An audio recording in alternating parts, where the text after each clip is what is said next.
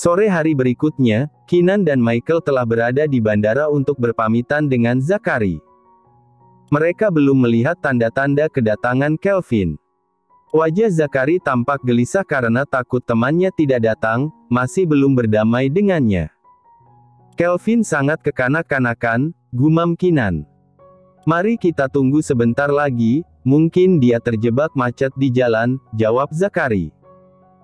Ia berusaha terlihat tenang, meski di dalam hatinya ia takut Kelvin masih menyimpan kemarahan padanya. Beberapa saat kemudian, Kelvin datang di menit-menit terakhir. Di belakangnya, ada dua orang yang mengikuti. Maaf aku terlambat karena harus menunggu mereka berdua yang bermain-main di dapur, kata Kelvin sambil menghampiri temannya. Bukankah kamu mengatakan tak akan membawa mereka ke sini? Tanya Kinan, terkejut melihat kedatangan keluarga lengkap Kelvin. Iya, setelah aku pikir, Zachary harus berpamitan dengan benar. Jika tidak, ia akan tergesa-gesa kembali lagi. Seperti halnya perpisahan, perasaan juga harus diselesaikan dengan baik, jawab Kelvin. Kinan dan Michael bisa melihat sarkasme di balik percakapan Kelvin. Mereka menatap temannya dengan bibir mencibir. Jangan khawatir, aku tidak akan kembali sampai menemukan wanita yang lebih cantik dari Eliza, jawab Zachary sambil tersenyum. Ia juga melirik ke arah Efrain yang menatapnya dengan mata cerah. Jika itu yang menjadi standarmu, maka kamu tidak akan pernah menemukannya. Eliza adalah wanita tercantik yang pernah aku lihat, kata Kelvin dengan nada kesombongan. Michael dan Kinan memutar bola mata mereka ke arah Kelvin. Itu karena kamu mencintainya. Ada banyak wanita yang lebih cantik dari Eliza, hanya saja mainmu kurang jauh, kata Michael. Kinan menepuk bahu Zachary. Harry, jangan khawatir. Aku yakin kamu akan menemukan yang lebih cantik dan baik. Lagi pula, jika Eliza nanti melahirkan lagi, badannya akan menggemuk dan wajahnya akan memiliki kerutan. Dia tidak akan cantik lagi. Efrain menendang betis Kinan. Berani sekali kamu menghina ibuku. Aduh. Bocah kecil ini kenapa sangat suka menendang betis orang? Seru Kinan. Semua orang tertawa, merasa ini adalah perpisahan yang hangat. Seolah konflik sebelumnya yang mereka miliki telah menguap begitu saja. Efrain kemudian mengulurkan tas kertas berisi toples biskuit yang terbuat dari bahan almond, kesukaan Zachary. Paman Zachi, aku dan Momi membuatnya untukmu. Kami tahu kamu menyukainya, dan di Afrika tidak ada biskuit seperti ini. Jadi bawalah ini ke sana dan makanlah ketika paman terlalu sibuk untuk meluangkan waktu makan. Tiga pria lain mengintip kertas kertas yang terbuka itu. Di dalam toples kaca, terdapat biskuit yang tampak cantik karena dipanggang dengan baik. Beberapa bentuk terlihat berantakan, yang jelas dibuat oleh Efrain, dan beberapa dibentuk dengan indah, yang jelas buatan tangan Eliza. Apakah kalian hanya membuat untuk Harry?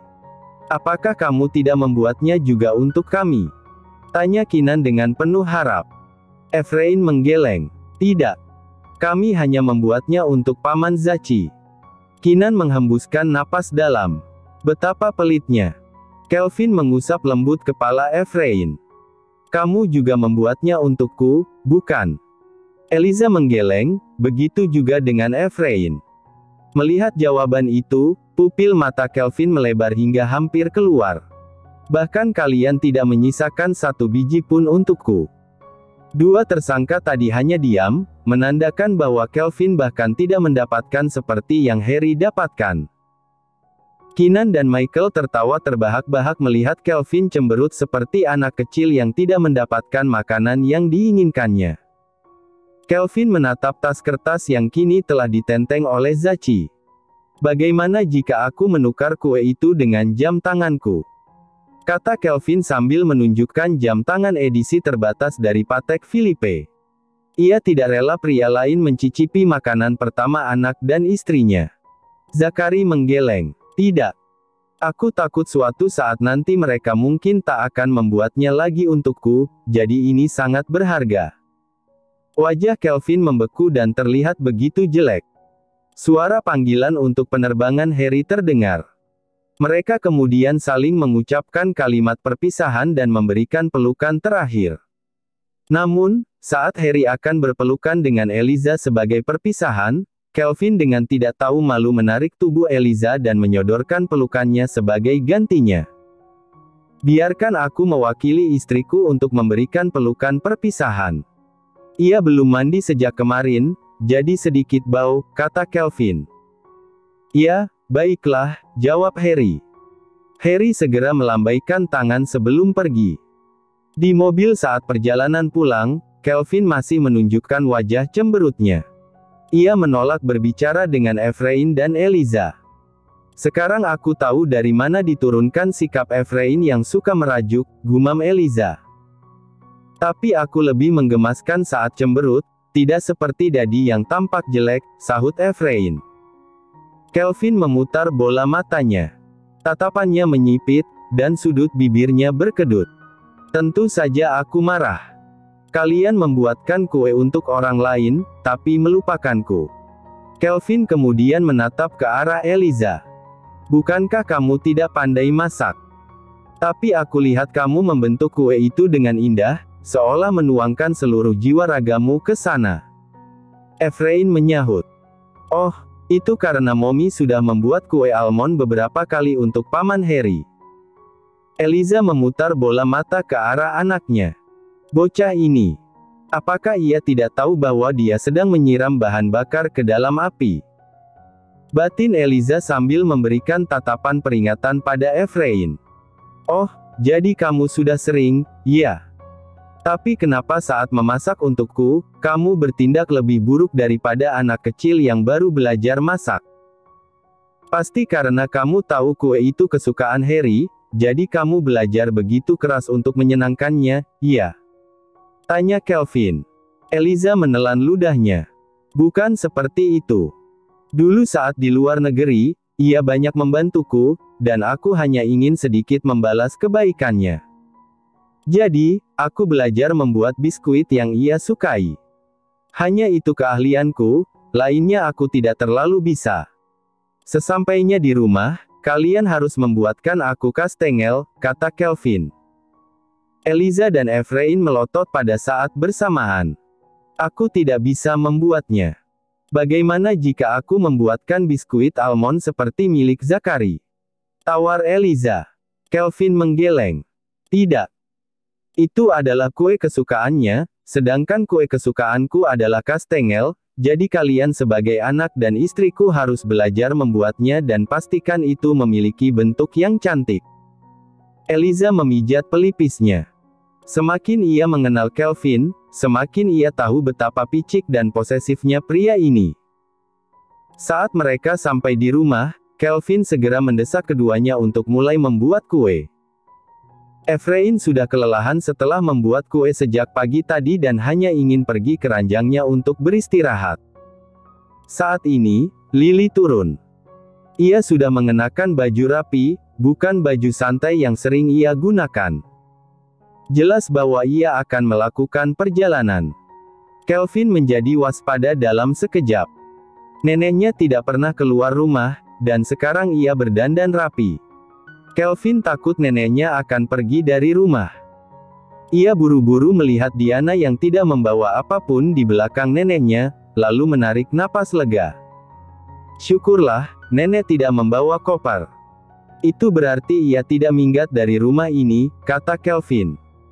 Beberapa detik setelah merasa lega, Kelvin melihat kakeknya juga sudah siap dengan dandanan rapi. Kenapa kalian berdandan rapi? Apakah kalian akan mengunjungi biro catatan sipil untuk mengurus perceraian? Tanya Kelvin. Wajah kakek Kelvin segera menjadi gelap. Ia menatap cucunya dengan perasaan tidak puas. Ia sedang berusaha memperbaiki hubungan dengan istrinya, namun cucunya kembali mengingatkan tentang perceraian. Kami harus ke tempat lain sekarang, jadi kami akan ke catatan sipil hari berikutnya, jawab Lily tanpa keraguan. Ya, meski sudah tua, tapi nenek masih sangat cantik. Tuan Robertson baru saja menduda setelah istrinya meninggal. Bukankah ia dulu mantan nenek? Kata Kelvin. Wajah kakek Kelvin menggelap dalam sekejap. Diam-diam, ia memiliki keinginan untuk mencoret nama Kelvin dari daftar penerima warisannya dan hanya akan memberikannya pada Efrain. Kelvin, di sisi lain, tidak tahu niat tersembunyi kakeknya. Jika ia tahu, mungkin ia tak akan tersenyum seperti sekarang setelah menggoda kakeknya. Kalian akan kemana?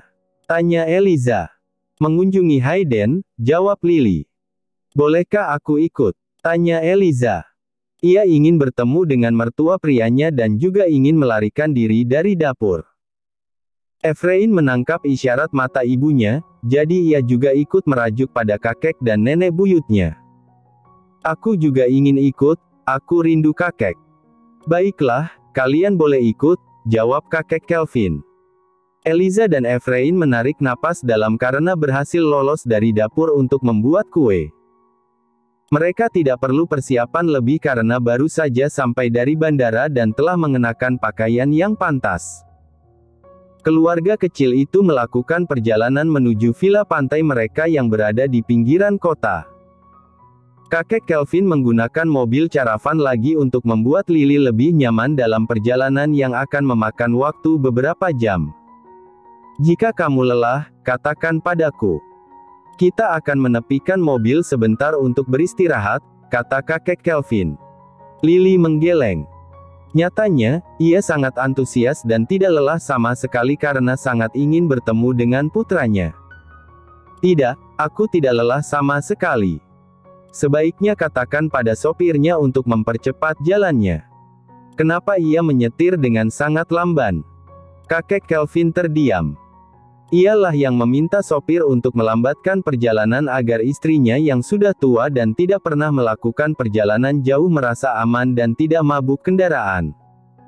2 jam kemudian, rombongan itu sampai ke villa pinggir pantai. Efrain segera berlari untuk mencari kakeknya. Setelah beberapa hari pernah tinggal di sini, ia merasa telah menyatu dengan area ini. Ia hafal bahwa pada sore hari, kakeknya akan berada di tepi pantai untuk menunggu matahari terbenam. Kakek! Teriak Efrain sambil menghampiri Hayden. Tubuh kecilnya menghambur ke dalam pelukan kakeknya yang sedang duduk di kursi roda. Kamu datang lagi. Apakah kamu sendirian atau orang tuamu telah datang juga?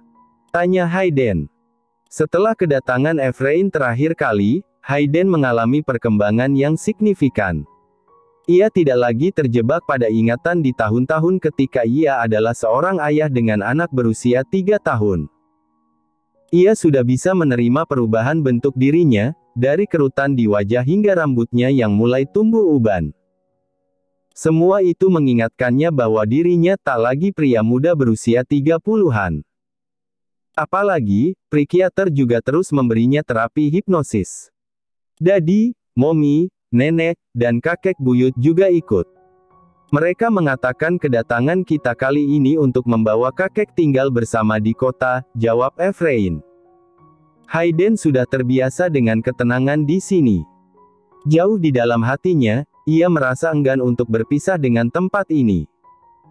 Namun, ketika melihat cucunya yang antusias dan memiliki wajah gembira, ia tak ingin menolak gagasan itu. Hayden, suara Lily bergetar ketika memanggil putranya. Ia tidak berlari secepat Efrain yang sudah sampai lebih dulu.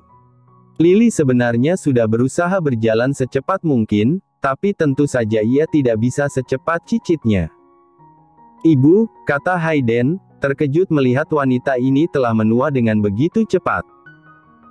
Ia tahu dirinya telah melewati banyak tahun dalam koma dan pengobatan yang panjang, tapi ia masih terkejut melihat ibunya kini sudah berubah menjadi wanita tua yang renta. Lily memeluk putranya sambil menangis terseduh-seduh. Aku bersyukur kamu masih hidup.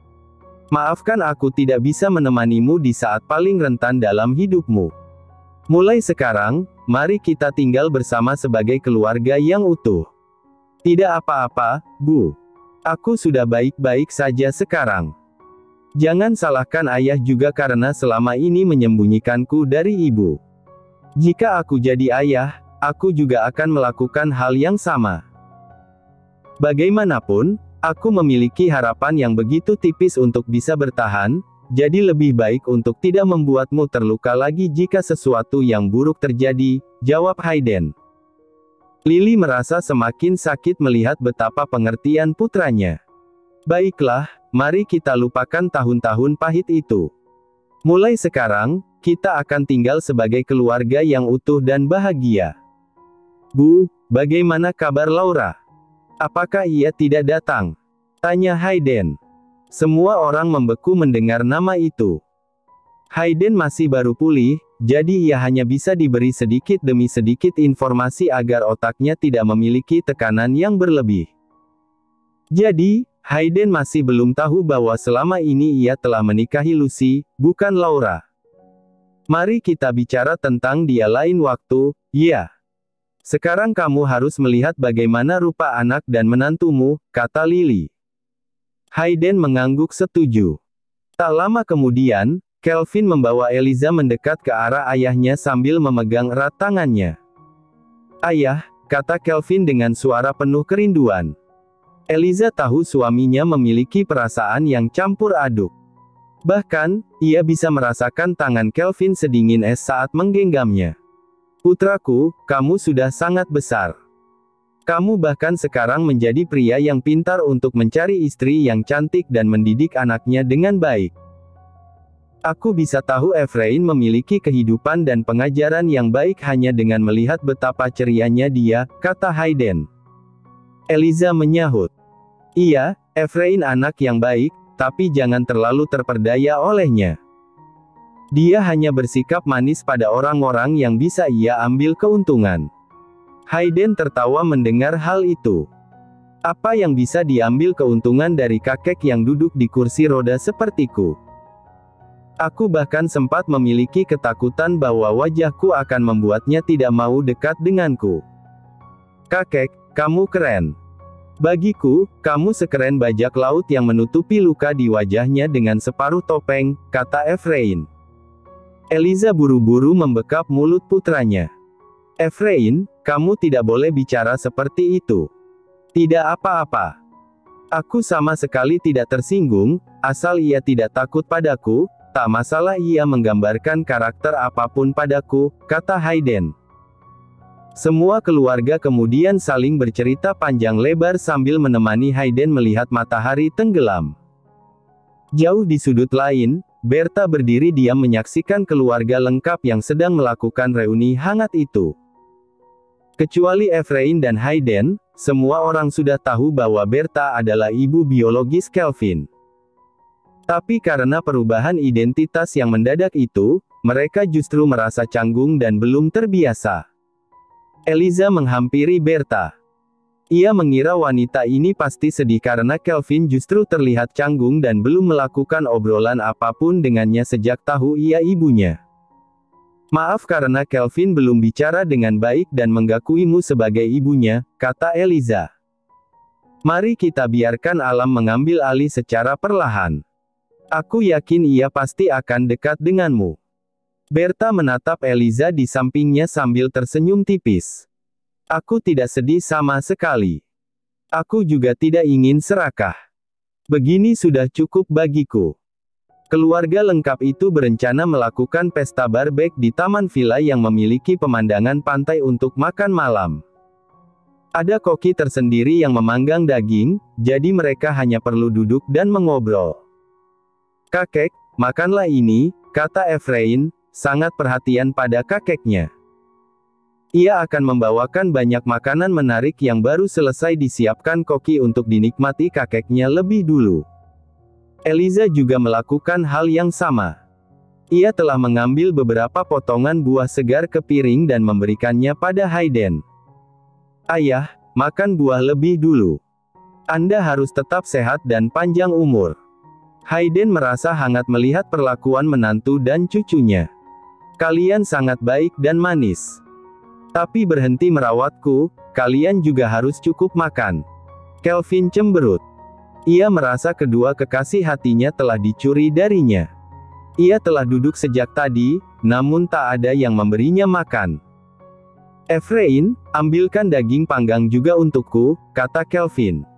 Efrain mengerutkan wajahnya. Daddy, daging itu masih panas. Bagaimana jika tanganku terbakar saat membawanya padamu?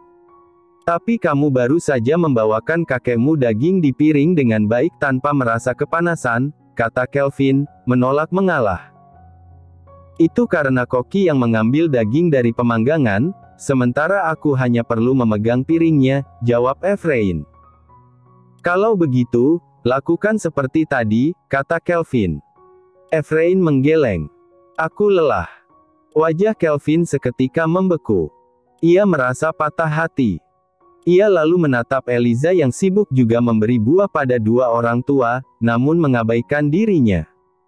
Sayang, ambilkan juga aku buah, kata Kelvin. Eliza mengerutkan alisnya. Ambil sendiri. Kamu punya kaki, kan? Ekspresi Kelvin kembali tegang. Baik anak dan istrinya adalah miliknya, dan ia tidak suka membagi perhatian mereka pada orang lain karena ia juga belum lama menemukan kedua orang ini. Namun, sekarang ia justru diabaikan. Ini buah untukmu. Kamu suka rambutan, bukan? Bijinya sudah aku pisahkan, juga kulit arinya yang keras, jadi kamu bisa langsung memakannya, kata Berta. Ia sudah mendengar dari Lily sebelumnya bahwa Kelvin menyukai buah-buahan tropis, terutama rambutan. Lily seringkali mengisi lemari pendingin di rumahnya dengan buah tropis yang dikirim langsung dari Indonesia atau Thailand. Kelvin menerima pemberian Berta dengan senyum canggung. Terima kasih. Kelvin memiliki perasaan yang rumit di hatinya. Ia tahu Berta adalah ibu kandungnya, namun ia masih membutuhkan waktu untuk menerima perubahan identitas itu. Kelvin menatap buah rambutan yang sudah dikupas dan dicuci bersih. Bahkan kulit ari yang biasa menempel dari bijinya ke daging buah dan biasanya mengganggu tampak telah dibersihkan dengan benar. Ini seperti yang biasanya dilakukan seorang ibu. Ia akan memperhatikan detail sekecil apapun agar anaknya makan tanpa gangguan. Apakah kamu ingin aku mengambilkan daging panggang? Tawar Berta. Kelvin menggeleng. Tidak perlu. Aku akan mengambilnya sendiri nanti. Kalau begitu, aku akan membantu Efrain makan, kata Berta. Kelvin ingin mengatakan sesuatu, tapi tenggorokannya tercekat. Ia baru bisa mengeluarkan suara ketika Berta melangkah 2 kaki. Kamu juga harus makan terlebih dulu. Efrain baru saja memakan puding, jadi ia mungkin belum begitu lapar. Langkah Berta membeku mendengar perhatian Kelvin. Matanya menjadi merah dalam sekejap. Ia tidak berani berbalik karena takut Kelvin akan melihat perasaan emosionalnya. Terima kasih, kalau begitu aku akan makan dulu sebelum menyuapi Efrain, kata Berta dengan suara bergetar. Eliza diam-diam melirik interaksi ibu dan anak itu. Ia memutuskan untuk lebih sering mengabaikan Kelvin agar ibu dan anak itu bisa memiliki kedekatan. Lagi pula, ibu mana yang tega melihat anaknya dianiaya? Eliza, bisakah aku melihat foto-foto pesta pernikahanmu dengan Kelvin? Meski aku tidak bisa menghadirinya, tapi aku ingin melihat seperti apa pesta pernikahan kalian, kata Hayden. Suasana menjadi sunyi dalam sekejap. Selain debur ombak yang terdengar, hanya suara daging yang terkena besi pembakaran. Kenapa semua tiba-tiba diam? Tanya Hayden. Sebenarnya, kami belum melakukan pesta pernikahan, jawab Eliza. Hayden melirik tajam ke arah Kelvin yang pura-pura sibuk makan sambil tertunduk. Kelvin, apa-apaan ini? Kamu telah menikahi Eliza tanpa mengadakan pesta. Apa karena ia yatim piatu, jadi kamu menindasnya? Apakah karena kamu masih ingin dikira lajang? Tanya Hayden. Hayden tadi sempat menanyakan pada Eliza mengenai keluarganya, dan ia menjelaskan bahwa dirinya sebatang kara. Tidak seperti itu, ayah. Kami hanya belum melakukan pesta pernikahan atau masih menundanya hingga saat yang tepat. Tidak berarti bahwa aku tak akan memberikan pesta pernikahan untuknya, jawab Kelvin. Efrain bahkan sudah besar, kamu mau menundanya sampai kapan? Jadilah pria yang baik. Ia sudah memberimu anak yang tampan dan mendidiknya menjadi anak yang baik, tapi kamu bahkan tidak berterima kasih dengan memberinya pesta, kata Hayden. Efrain mengangguk setuju pada konfrontasi kakeknya. Ini pertama kalinya ia melihat ayahnya yang otoriter bisa terdiam ketika dimarahi. Belum terlambat, pesta pernikahan masih bisa diselenggarakan dan akan semakin bermakna saat Anda bisa menyaksikannya, kata Berta dengan hati-hati. Ini adalah pertama kalinya ia menjadi lancang dan ikut campur untuk menjawab. Ia tidak tega melihat Kelvin mendapat perundungan. Ya, Berta benar. Mari kita adakan pesta pernikahan sambil mengumumkan kembali tentang dirimu, sahut Lily. Hayden tidak lagi mencerca Kelvin kali ini. Ia menatap ke arah Eliza. Jangan ragu untuk mengatakan seperti apapun, bahkan hingga terkecil, mengenai pesta yang kamu inginkan. Tidak apa-apa, ayah. Aku tidak memiliki keinginan khusus, jawab Eliza. Omong-omong, apakah ada foto bayi Efrain di ponselmu? Bisakah kamu menunjukkannya padaku? Tanya Hayden. Tentu saja, jawab Eliza. Eliza berjalan mendekat ke kursi roda Hayden. Ia lalu duduk di kursi sebelahnya dan mulai menunjukkan foto-foto bayi Efrain. Wajah Hayden tampak cerah, dan ada senyum tipis setiap kali ia melihat betapa menggemaskan foto dan video masa kecil Efrain. Tapi beberapa saat kemudian, ia menyadari ada keanehan. Di mana Kelvin? Kenapa tidak ada fotonya sama sekali untuk menemani putranya? Tanya Hayden. Hayden bisa melihat bahwa hanya ada Eliza dan Berta yang sering bermain dengan Efrain, sementara Kelvin sama sekali tidak terlihat. Wajah Kelvin kembali tegang. Ia menarik napas dalam dan sudah siap untuk mendapatkan makian lagi. Aku baru menemukan mereka beberapa bulan ini, ayah.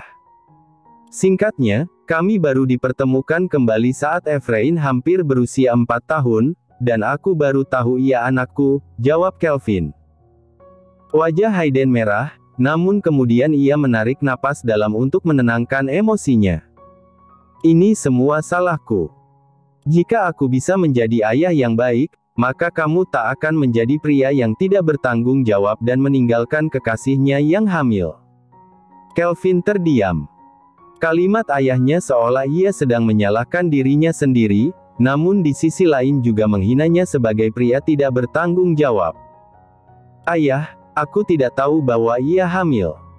Ada banyak hal rumit yang tidak bisa kujelaskan padamu, jawab Kelvin dengan nada gusar. Lily mulai menengahi. Kalian baru saja bertemu. Mari kita bicarakan hal-hal yang baik saja lebih dulu. Hayden tidak lagi menargetkan Kelvin kali ini. Mereka mulai melanjutkan makan dan mengobrol. Kelvin mulai mendekati Eliza yang kini duduk dengan tenang di sofa setelah sejak tadi sibuk melayani pasangan tua dan ayahnya. Hanya saja, saat Kelvin mendekat, Eliza mengerutkan keningnya. Kelvin, kenapa kamu sangat bau? Apakah kamu tidak mandi? Tanya Eliza. Eliza, aku tidak bau. Kamu pasti sengaja membuat gara-gara denganku karena ayah berada di pihakmu, bukan? Kata Kelvin, kesal. Ia sejak tadi diabaikan, namun sekarang ketika ingin mendekat pada istrinya, ia justru dihina bau. Tapi kamu memang berbau aneh, huek-huek. Eliza mual dan segera berlari menuju tong sampah untuk muntah. Kelvin melihat ia benar-benar mengeluarkan isi perutnya dan matanya berair, yang menunjukkan bahwa ia tidak sedang berpura-pura. Kelvin menjadi khawatir dan menghampiri Eliza. Sayang, apakah kamu baik-baik saja? Kamu mungkin salah makan, kata Kelvin. Eliza baru saja selesai muntah, namun saat Kelvin mendekat, ia kembali mencium bau suaminya. Kelvin, pergi. Huek-huek. Eliza kembali muntah dengan parah. Tangannya bergerak dengan lemas, memberi isyarat agar Kelvin menjauh darinya. Kelvin merasa patah hati. Ia menggeser tubuhnya, namun Eliza masih muntah. Wanita itu kembali memberikan isyarat tangan agar Kelvin menjauh lagi. Berta segera menghampiri Eliza dan memijat belakang lehernya. Saat ini, Kelvin sudah menjauh beberapa meter, dan akhirnya Eliza berhenti muntah. Tapi ia masih terlihat lemas setelah mengeluarkan semua isi perutnya. Baringkan ia dan panggil Dr. Ludwig, Tita Hayden. Di villa ini, ia memiliki dokter dan perawat pribadi. Sementara pembantu memanggil dokter, Kelvin refleks ingin menggendong Eliza ke sofa, namun langkahnya membeku saat Eliza menggelengkan kepalanya agar Kelvin tidak mendekat. Pria itu lalu mengendus bau badannya sendiri, termasuk bagian ketiak, namun ia tidak mencium adanya bau sama sekali. "Sayang, aku tidak bau," kata Kelvin dengan nada patah hati. Sementara itu, semua orang menatapnya dengan aneh, seolah ia benar-benar bau dan menjadi penyebab Eliza muntah parah. Dr. Ludwig datang dengan perawatnya dan segera memeriksa Eliza. "Apakah Anda mual belakangan ini?" Eliza menggeleng. "Tidak, ini baru saja, dan hanya saat aku mencium aroma tubuh suamiku." "Apakah menstruasi Anda telat?" tanya dokter. Pupil mata Eliza terbelalak. "Mungkin sekitar 2 minggu." "Apakah bagian dadamu terasa nyeri dan kencang? Lalu, apakah terkadang ada rasa nyeri di area perut bawah?" tanya dokter lagi. Eliza menjawab dengan anggukan. "Dari ciri-cirinya dan juga datang bulan yang terlambat, aku memiliki keyakinan Anda hamil. Juga, ada beberapa kasus di mana ibu hamil rentan pada bau tertentu, bahkan juga bau suaminya sendiri. Bagaimana kalau perawatku membantumu melakukan tes kehamilan di kamar mandi?" tawar dokter. "Tidak perlu," sahut Lily. "Kita langsung saja melakukan pemeriksaan di rumah sakit untuk lebih pasti." Dokter mengangguk setuju. "Seperti itu juga bisa." Kelvin sangat bahagia. "Sayang, aku yakin kamu pasti hamil," katanya. Ia berjalan mendekati Eliza karena terlalu gembira, namun wanita itu mulai menunjukkan tanda-tanda mau muntah. Kelvin segera mundur lagi dan mengatur jarak. Wajah bahagianya kini berubah menjadi kecut. Ia menatap dengan patah hati istrinya yang terbaring lemah. Ia ingin mendekati Eliza dan memeluknya. Bagaimanapun, pada kehamilan sebelumnya, ia tidak bisa menemani dan merawat Eliza dengan baik, jadi kali ini ia ingin menebusnya. Namun, kini ia bahkan tidak bisa mendekati istrinya.